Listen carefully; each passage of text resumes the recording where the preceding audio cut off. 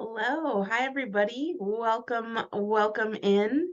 We're just going to wait a few moments to let everyone continue to filter in, but we are so happy that you joined us today. And feel free to look at this nice starting title slide and start to get excited for our chat today. I know I'm certainly excited. Jerry, are you getting excited? I'm excited. I've been excited all morning. I'm ready for this. That's awesome. Yeah, great. Well, so let's just get started. So my name is Jenna Quinn, and it's my pleasure as the Assistant Director of Alumni and Affinity Engagement to welcome everyone today to this edition of the 49er Industry Chat. Just a couple of housekeeping items. We just need to inform everyone that this is being recorded. And so really what that means for you is that this is going to be available for you to watch again and again, to share with a friend, to share with a colleague, and really share it with anyone you think that's going to get something out of it. And it'll be available on our website at www.csulb.edu/alumni. Since this is a webinar format, if you're here joining us live today, we encourage you to submit your questions using the Q&A box. If you have a question, just submit it right away. You don't have to wait till the end, and we'll get it relayed to our guest speaker today. And so with that, I'm happy to welcome Jerry Rivero. Hi, Jerry. Hi. Hold for applause. Hold for Hold for applause. applause. Hold for applause. Yeah, for sure. Let me just read your bio. Let's get pumped. Please do. So Jerry Rivero has more than 10 years of experience as an advocacy planner addressing the health inequities faced by frontline communities. Jerry has integrated his background in planning, social and environmental justice as a method for communities to advocate for change. Jerry was instrumental in advocating for policies that promoted community voice and integrated the diverse perspective of residents.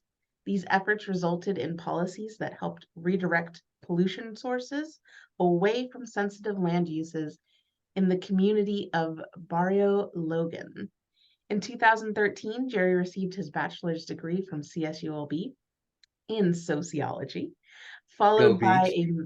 a go beach, followed by a master's degree in planning from the University of Southern California. He has dedicated his career to working alongside frontline communities throughout Los Angeles, Orange, and San Diego counties. Welcome, Jerry. Awesome. Thank you. Thank Yeah, you. Happy to be I'm here. yeah, I mean honestly, just truly a fantastic bio there. Just I think that the work that you're doing is something that I'm so proud to be interviewing someone, a beach alum who's doing that kind of work. So that's great. And just to start off, um, why don't you tell me a little bit about you and your background and what your life was like before coming to CSULB and what led you to CSULB? Yeah, this is a good question. I often think about this as I think about the work that I'm doing today and how it's really inspired every step I've taken throughout my career and then school, my education have been inspired by my background and my upbringing. So I was born and raised in the city of Anaheim. I lived down the street from Disneyland.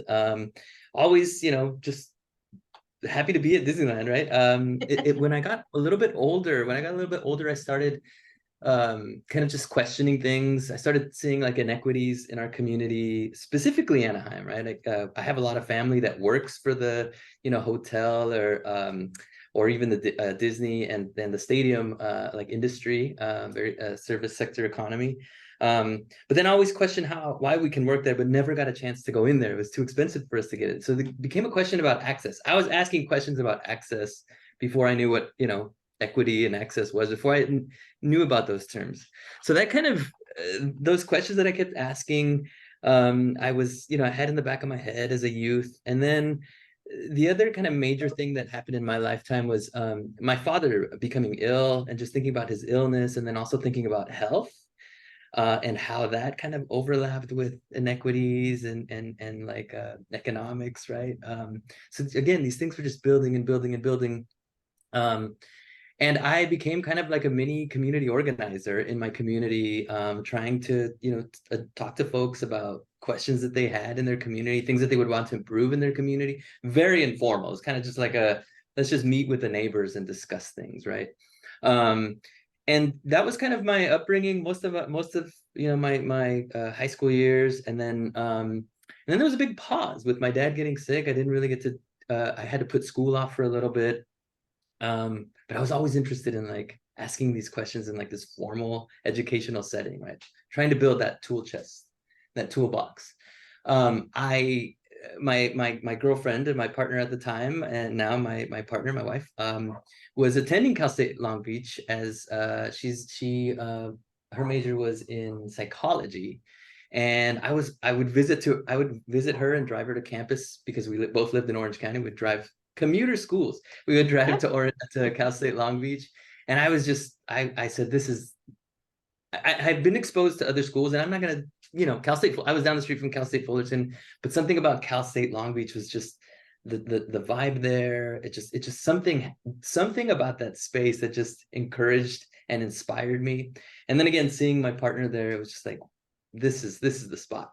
So after a while, like I started getting back into school. I went to community college at Cypress College in Orange County, and then did what I needed to do, and then transferred over to Cal State Long Beach with this vision of I heard a lot of things about psychology from my partner, but I was like, what about sociology? Because I want to see how the group, right? This question about how the groups are impacted, how groups work together, what the balances are between groups, was always something that interested me, and how groups interact. So again, with this tie to like equity, social justice, and yeah, I applied with the help of my lovely partner. She was like, you could do this, you could figure it out. She showed me how to apply, the application process, got in, and yeah, got accepted, and just started going at it in the sociology department.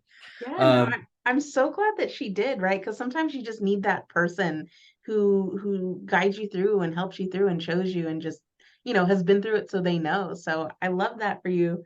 And I really do want to start like this like some sort of book or something of beach families and people who CSULB brought them together or had a part in it. So that's isn't that wonderful. cool? That's cool. It's Yeah. like that push-pull kind of space, right? Yeah. Yeah. The other interesting component for I mean, I'm first generation of my family going to college, so exploring that space was just so new to me. It felt like I was speaking a completely different language when you talk about applications and units and all this other stuff. So it was kind of it was helpful to have my partner there doing it before me, to help kind of in that push-pull kind of dynamic, right? To say like, all right, we've already gone through this, let me show you this process. So it was very helpful. And partially why I love being in these spaces with students and also other alumni, to help make those connections, right? To help potentially be that like person that says, hey, I've gone through this, maybe here's the way that you can process Yeah, and go for do things. sure. So yeah. And so I'm curious, as a first gen student, as a transfer student, and with everything else, I'm sorry, excuse me, with everything else that you're involved with, what was your student experience at CSULB like? Any professors, clubs, how you'd balance being a transfer student, any support or any clubs, any organizations you were joining? What was your student experience like? Yeah, that's a good point. I think when I first transferred, I had I still kind of came in with the like the community, because I was working full time and going to school in the afternoon at community college. Yeah. And I kind of went in with that same like mindset. Like maybe my first year I was going to school full time, and then doing school in the afternoons, or attending classes in the afternoons. So I felt like I was missing that student experience a little bit. I feel like I'm getting a lot, but I want to join a club. I want to be part of a club. So what I ended up doing was I kind of shifted my thinking process, found a way to work less, and be able to attend school during different hours, to be able to attend groups and programs, and attend and work with clubs and other activities, I joined the I applied to work to be on the honors the honors sociology department section, because it would provide like an opportunity to do like conduct our own research. Thought that was really cool. That really got me connected with professors, uh and helped me kind of establish these questions that I mentioned earlier that I had through research, right? Trying to figure out how can I put those questions that I have onto paper. And I had really great guidance, from Professor Oliver Wang, in the sociology department. It was amazing, like guidance, for me at the time. And then, doing that work was great. And then also being exposed to the Center for Community Engagement, at Cal State Long Beach, was just like that space put everything that I was thinking about into like work and real practice. I applied to be, a student assistant. Essentially, the Center for Community Engagement does work with community members in South Los Angeles, El Monte, in the Long Beach area, and really it puts the work into practice. And I think that was an important space as well, because I got to connect with faculty there that were doing the work that kind of led all these questions. I was making a lot of connections at that point. Connected with other students that were kind of like-minded and had that kind of same drive. And then the other important thing was knowing that there was work in this and whatever it was that I was trying to put together, there was work out there to do. And that eventually, the Center for Community Engagement, through that I got connected to my grad program after I graduated. So it kind of opened up really a lot of doors for me. So I would say shifting that mindset a little bit for me to say, okay, trying to be a part-time employee and then just focus on school a little bit more, just to kind of absorb some of the campus life, the associations, things like that. So that opened up, one door after the other after the other. So no, and it's great. And then student research is truly one of the hallmarks of CSULB. So, I love that, switching your mindset. You don't necessarily have to join a club or fraternity or sorority, right? It doesn't have to be that, like what you see in the movies type of Right. involvement can look different, and it can look different for your needs. So it led you to your grad program. And what was it, when was it that you knew that it was grad school that you wanted to do or that you needed to do? That's interesting. It might have been during, I remember the point. I always tell folks that I stumbled upon the planning profession, like an urban planner. I didn't know what an urban planner was until I was taking a course in the Chicano and Latino Studies course. I'm trying to remember. I'll remember the course that I was taking, but essentially I was again asking a lot of. I would take a lot of time with professors, which is another thing that I would be like, yo, can we talk after class? I need to ask you all these questions. I just be picking their brain. And then finally, one of my professors, Dr. Rigoberto Rodriguez, he said, you know what? You're asking questions that an urban planner asks. And I'm like, I have no idea what you just said, but Tell sure, me put me in more. that. So then that became the thing. He's like, look into this program, or look into urban planning generally. There's this space about being an advocate and a planner and using like the planning tools to advocate for health, for equity, for all these other things. And I started looking into that, and that might have been maybe my last year at Cal State Long Beach. And I was like, okay, I'm gonna just put this on the shelf because this sounds of interest to me. And then I also thought about, generally, like there was a goal. I had this goal in the back of my mind to go beyond my graduate degree. So I was like, all right, cool. That's another little star for that planning program. So I think I knew at that last year, taking that class, asking those questions, and then the feedback from my professors is like, okay, this is the path I need to take. Yeah. So, I mean, for those who, are interested, right? What is urban planning? What or what is being a planner? Those questions that you had when you were starting out, how have you figured out how to answer that? Yeah, that's a question I ask myself every day. Uh, Urban planning is pretty interesting because it has a wide scope of work, right? You can work on land use issues. So when you think about in your city, why decisions were made to have your city zoned in a specific way, to have housing in a specific area, to have industry in another area, right? Usually you want industry separate from housing, to have, the commercial spaces in a specific area. This is all by design, right? This is done by one city policy, but really directed by city planners or planning departments to make those decisions. Um, so I think that's where I kind of like started to grasp and wanted to see that profession and why things work the way they did. I think I try to see where the overlap between like those land uses and health and how those two are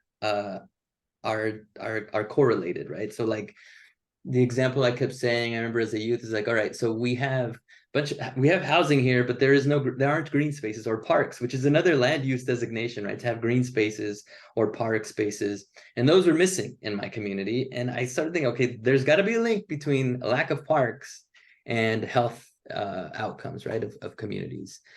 Or access, or the being adjacent to a freeway or a highway and having a bunch of housing, multifamily housing, like aligned by that highway, thinking about there's got to be an effect. I remember as a kid, or when I got older, I remember the famous fireworks show, Disney's fireworks show, right?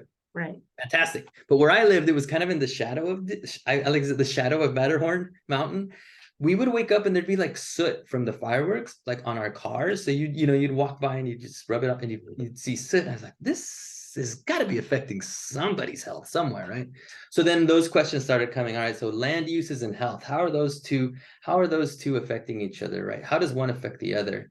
And I think as an advocacy planner, I think using that knowledge and that kind of how those rules work to try to coordinate communities to understand those effects, and then using those same tools to organize folks in the community to say, yo, this isn't right. We need to separate these uses, or we need to make this a healthier community for residents. So there's that element of it, right? That's just one like minor piece of urban planning.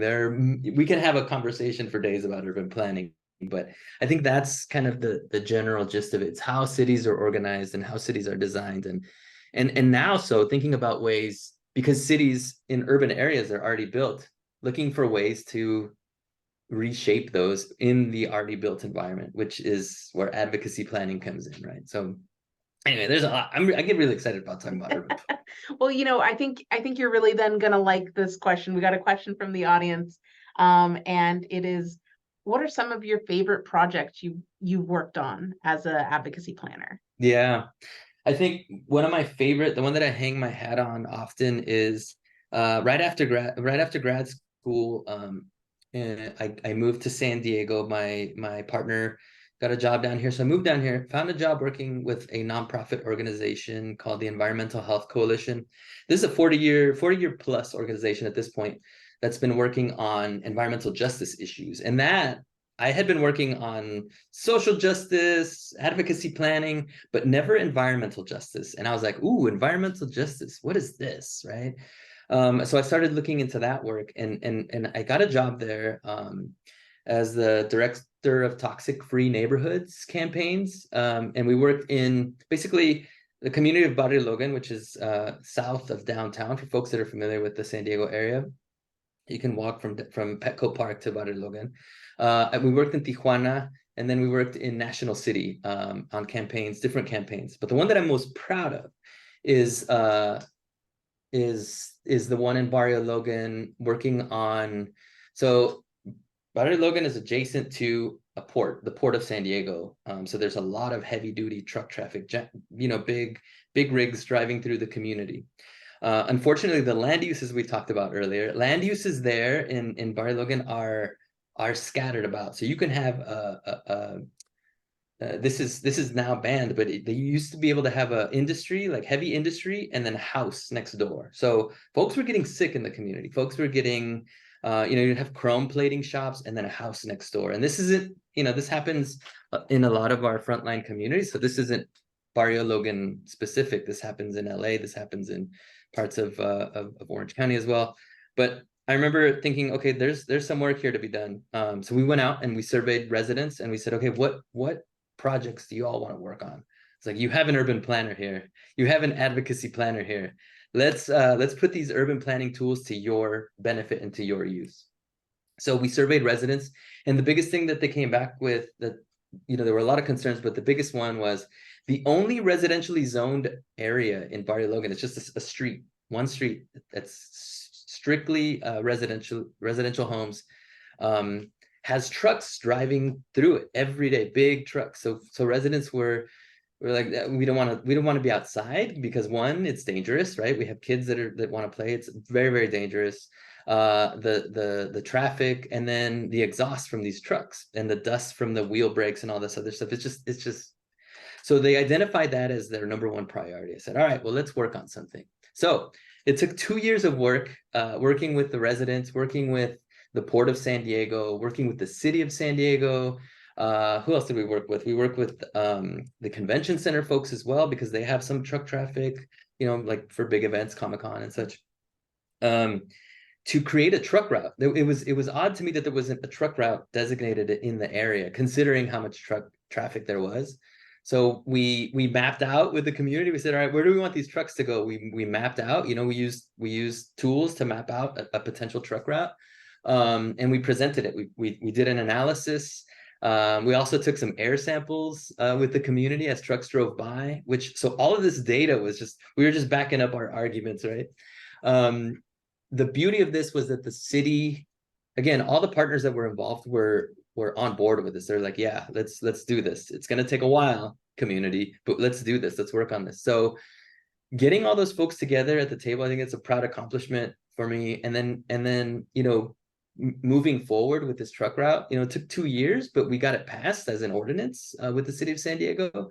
And I remember that day that it got passed, and that it went to council and it passed. It was just like, this is what the work is. This is what all those questions I've had since I was a youth. This is what it culminates towards, right? A project, and they're not always successful projects, but that one is one that I'm really, really proud of, and that I sometimes I get down there. I'll take trolley to Barrio Logan, and I'll see that the city installed these truck route signs and stuff like that. Sometimes I feel like going by and just taking a photo next to the truck signs, because it's huge, and it works. It had trucks started routing.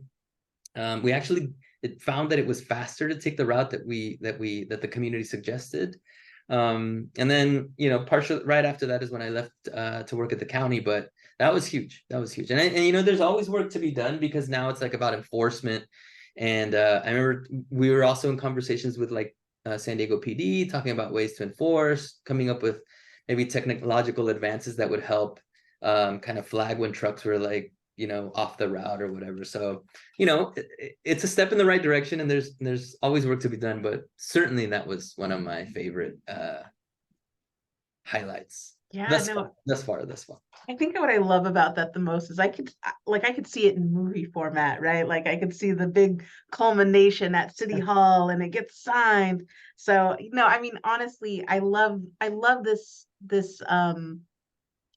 story, and I love that this accomplishment, because you were bringing all those people to the table, right? Like everyone is around, everyone needs to live here and work here and use the space, whether that's where at that in Barrio Logan or elsewhere across the state. And it's certainly finding the solutions is really cool. Yeah, that's certainly something that I would flag, that's something that I learned early on, I think, is as an advocate, before going to school, when I was being an advocate, like an informal advocate in my community, I was kind of I was the sign holder, and I was the one knocking on doors and rattling up the crowd. And something in my approach changed, and I would, definitely recommend, students, anyone who's interested in this work, to think about that collaboration and how it's a negotiation, right? Like, you're talking to folks and you're asking for things, and they're gonna negotiate and bring something else to the table. So there's got to be a happy middle ground where we can meet. And I think going into a conversation thinking about that really changed the way I approached the conversations with the city, for example, or the conversations with the Port of San Diego.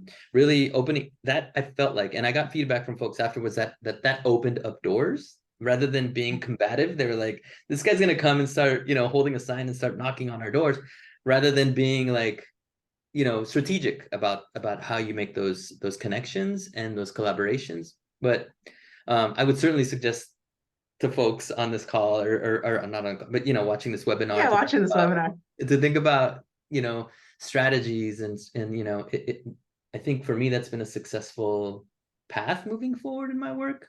Also understanding, that there's going to be wins and there's going to be losses, and there's going to be, but everything is a learning opportunity, right? I think that's key to all of this. Yeah, yeah.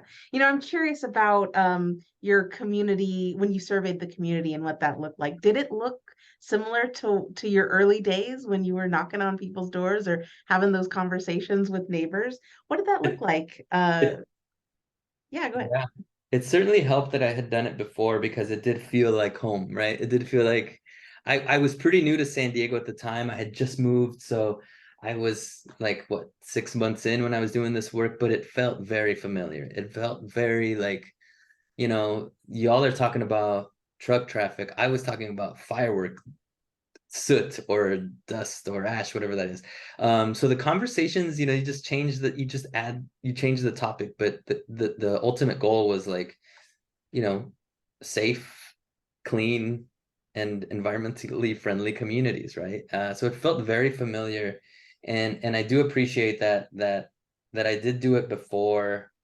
I appreciate that I was doing it, like, again, very informally in my community. It felt like it was just like, this is my bread and butter here.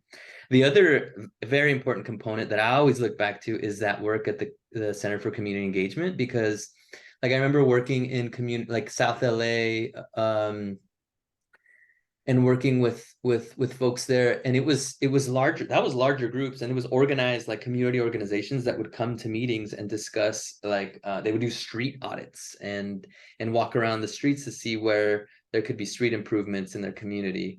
So I remember using a lot of those skills that I learned in like these larger group settings, and I certainly applied those in the work, as I'm bringing in, as I host a meeting with the city council member of San Diego for the district, with the planning department, with the Port of San Diego, with the residents, doing that kind of like roundtable discussion setting, is certainly a super valuable skill that I learned at the center. So yeah, it's it's a little bit of the on the ground learning, whatever I brought with it, but then just the skills at the center were just awesome. That rocks. Well, so that is certainly a wonderful accomplishment, and having that full circle of being able to use all those skills. But I mean, your career continues, right? Like it continues to this day. So, can you tell me a little bit about where you are now, and what you're doing now? Maybe what does a typical day look like in the work that you're doing now? Yeah, so now, after working at the Environmental Health Coalition with this nonprofit in San Diego, I reflected after this big victory with the truck route thing. I was like, it took 2 years to get these signs installed and get to this route. And I was like, should it really take that long to have something that addresses community health? So I said, what, I'm going to go into local government. I'm going to be a champion at local government and try to be like a plug, as the youth say. I'm going to be a plug for folks, right? To be like, if you need this work, I'm here. I can help you out. Let me show you how it's done. To be that path forward. So I worked locally here at the county for a little bit, but then found a position at the state, and I'm working it's through the governor's Office of Planning and Research. It's an agency called the Strategic Growth Council. And essentially what the Strategic Growth Council does is it through state funding, funds projects in communities, in frontline communities that are aimed at all of these things, but it's like the scope of the camera or the frame of the camera opened up a little bit. Now it's like truck routes, it's trees, it's EV charging stations, it's bike lanes, it's affordable housing, it's solar panels on housing, right? So the state funds projects like this in frontline communities. So it takes the work that I was doing in San Diego and it just expands the breadth of the work, and it also expands the geographic location. Right? So now we get to work statewide on these kinds of projects.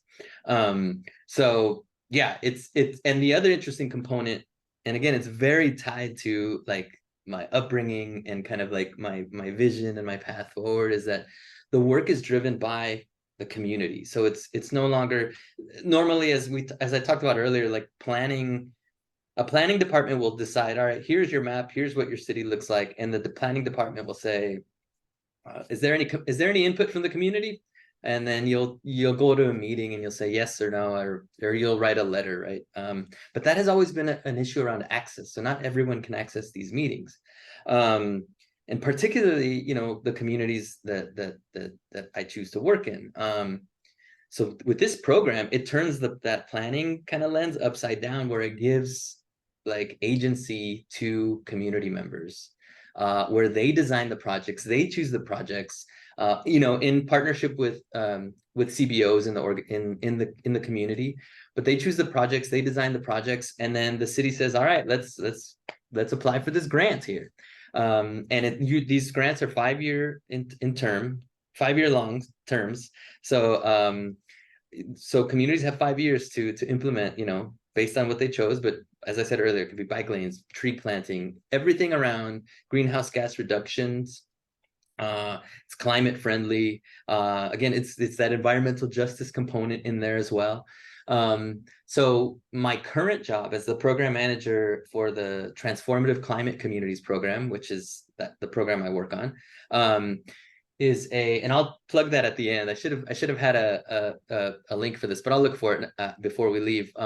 I encourage y'all to look at this, because this is groundbreaking work at the level of the state, where again, there are grant funds that go directly to frontline communities to support these types of projects. So as a program manager, I'm tasked with, I wear several hats. The first one is, to make sure to be the technical assistance provider to grantees, to make sure, projects are on task and are on time and are working well. Do we need to pivot? Do we need to adjust?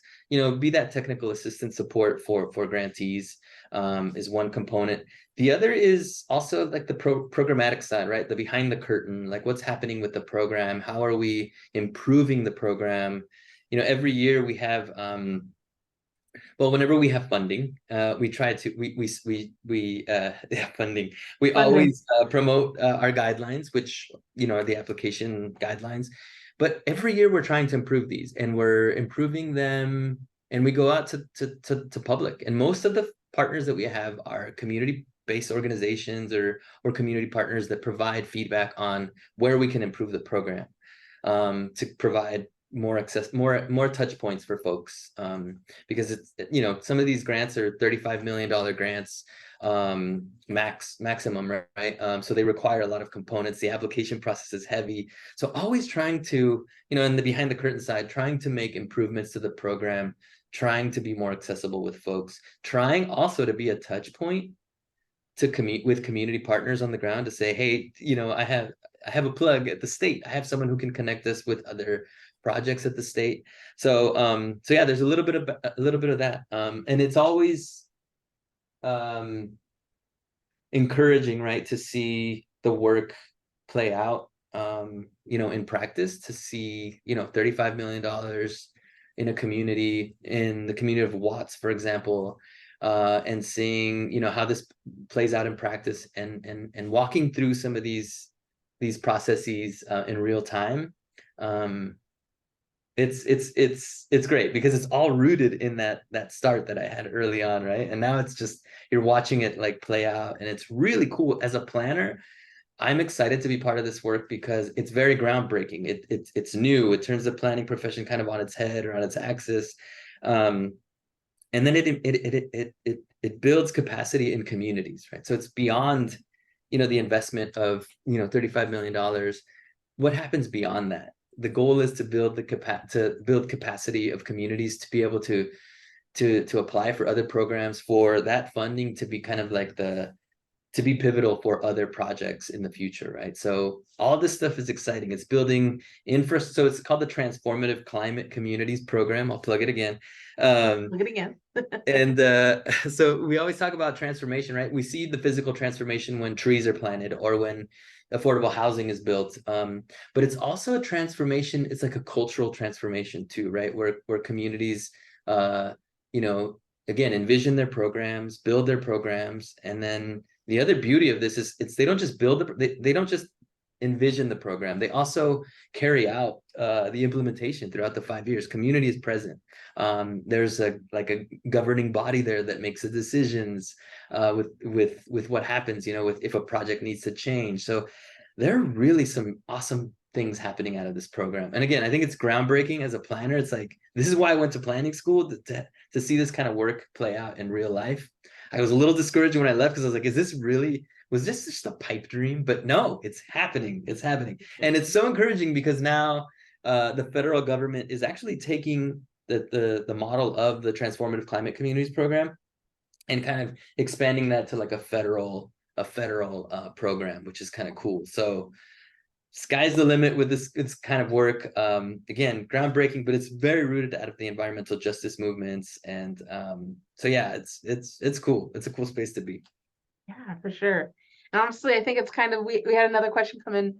I think it kind of goes with this, but feel free to add to this. Yeah. What lessons did you learn from previous jobs that helped you today in this work that you're doing? Lessons, like one of the biggest lessons that I've learned and I continue to tell folks is keep all your relationships, right? Keep all your relationships open, your work relationships. I'm sure y'all have heard this before, but in the work, particularly, I'm a good example of it, right? Like I started doing this environmental justice work, and it continues. I'll run into folks that I hadn't seen in years, right? And we will connect on things, and we will collaborate on another thing, and it kind of keep those connections open, and we run into the same folks a lot of the time, so it's important to keep strong and cohesive relationships. I'm trying to avoid like negative language, but just don't burn any relationships. Yeah, don't burn bridges, right? Yeah, don't burn bridges. I think it's super important. I think it's it's key. It's key moving forward because you will run into somebody, particularly if you stay on the same path of work. Even if you kind of stray a little bit, you're gonna connect with someone at some point, and it's gonna be important to have like allies and someone who could vouch for you. I'll say for me, like, moving my core like network was in Orange County and Long Beach and like South LA when I was doing a little bit of work with the Center for Community Engagement. So that was kind of my network of space. That's with the folks that I knew. When I moved to San Diego, it was like a bucket of cold water because I was like, oh, I know nobody here. Yeah. So I went out there and I started connecting with folks. I'm kind of an introvert / extrovert, I guess, but I'm still trying to figure that out. With COVID, this might have changed. I don't know. But I remember making those connections with folks and thinking, all right, cool. And now that I'm at the state, like folks are now connecting with me. Because I'm at the state, folks are connecting with me. I connect with them. So it's kind of like in San Diego, Orange County, in Anaheim specifically. So yeah, so you'll connect with folks, when you're on your path. So I highly recommend to keep all those connections, positive ones and good ones. Yeah, and I think, you know what, I think this answer is like perfect transition into my next question, which is, in your field, how important is mentorship, or what role does mentorship play in your career? And what advice surrounding mentorship would you give? Yeah, mentorship is an interesting space. I think for me personally, I found it a little bit challenging. One, because there aren't many planners of color in our space, in my space. Yeah. Secondly, there aren't planners that are, if you were to do a search on planning, you're going to see a million other things. The last thing you'll probably see in that Google search, maybe towards the second or third page, is like advocacy planning, unless you really type in advocacy planning. So like the mentors, having mentors, one that represent that you feel connected with. So that's been a challenge for me, not having that connection. And then the other thing is the advocacy piece, right? A lot of the planners that I know are like real estate planners or land use planners or environmental planners, and it doesn't feel like it's the same conversation. We have the same teaching and background, but the focus is a little different. So I personally have found it a little bit challenging to have that mentorship in my field, where I have though really like leaned in on mentors and think it's an important capacity, an important tool for building my capacity, has been with I was thinking about this early on when I graduated. You know, I had those professors that knew my work, that knew my style, that I could go back. The ones that I would bug after every class, I would send them an email, be like, "Hey, can we have a coffee? Can we have a chat? A phone call? I have a question about a potential career path," or a letter of recommendation was important. So those were like my mentors out of undergraduate studies, and they were very important because they helped. Again, that idea of like, that's, you're speaking urban planning talk. That got me into the urban planning space.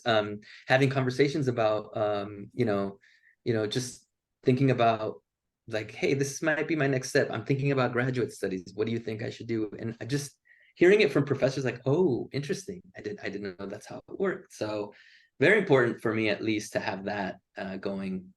And then now, again, as I said earlier in this call, I love to be part of these conversations with students. I'm happy to be a mentor in my current at the transformative climate communities. I'm a mentor for younger staff that are coming in, and I feel like it's an interesting conversation. I have these conversations often, and it's great because I feel like I'm talking to a younger me, right? The students that are just or interns, for example, that are still in school. I feel like I'm talking to myself in the past, and it's very important. I feel like I've gotten a lot of great feedback from them. Again, not having had a mentor in the space, being a mentor and getting feedback from folks has been important. So yeah, mentorship is key, and it's hard to find, but you'll find it. I think that the key is you just got to think outside the box, right? Like the example that I gave, it's not necessarily someone in my field or my profession, but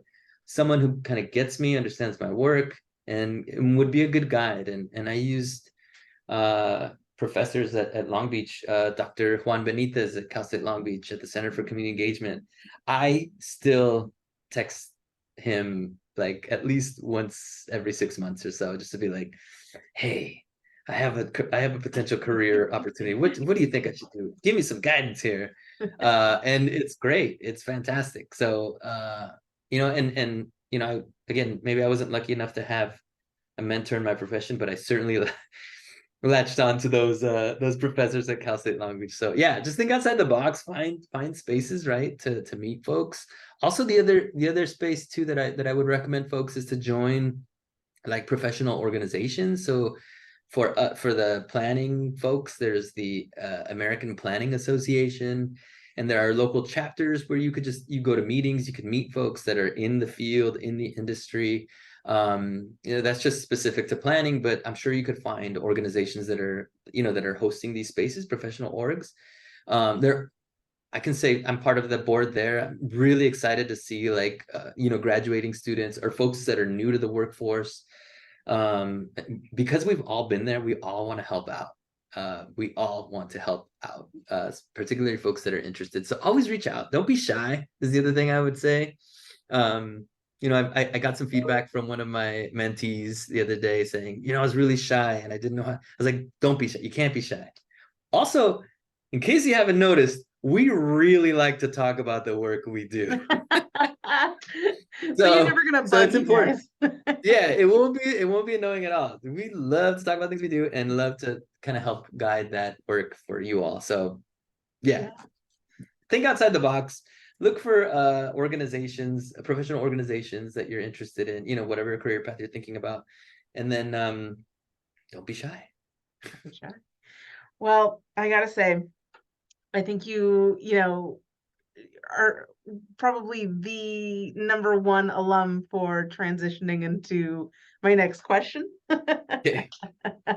So just a final question, and it goes back to what you were just saying, but if you could give yourself one piece of advice, right? If you could go back in time and talk to the younger you, Hmm.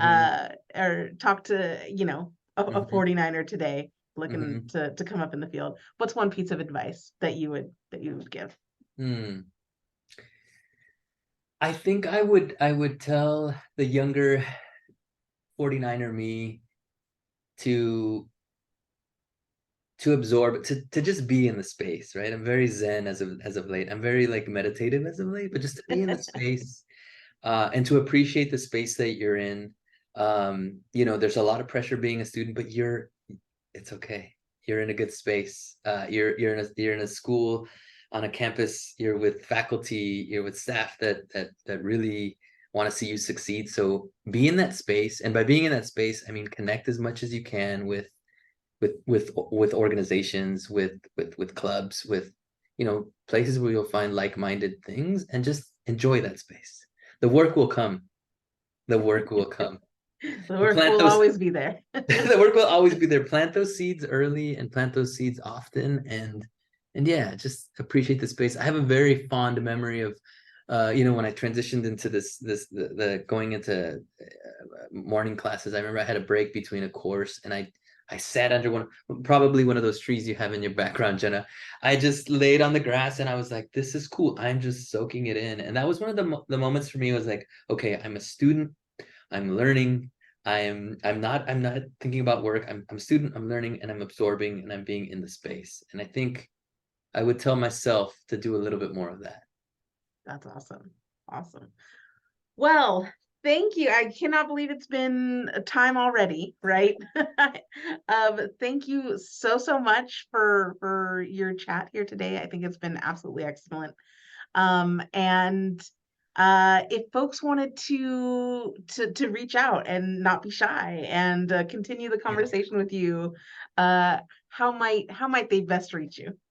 Yeah, I think we dropped my LinkedIn in the chat, so please Okay. feel free to look me up. I probably have the same photo from the one we used on the slide today, so you can't miss it.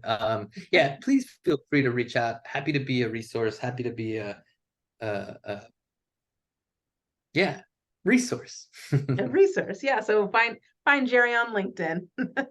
Awesome. That's Well, right. thank you so much. And for those of you who are watching, if you want to get in touch with CSULB alumni, our information is there on the screen. Please reach out to figure out how you can best get engaged, and also to find this wonderful chat recording and send it to your friends. So thank you so much, everyone, for joining us today. I hope you've gotten a lot out of this and hope to see you next time. Bye-bye. Bye. Take care, everybody. Bye.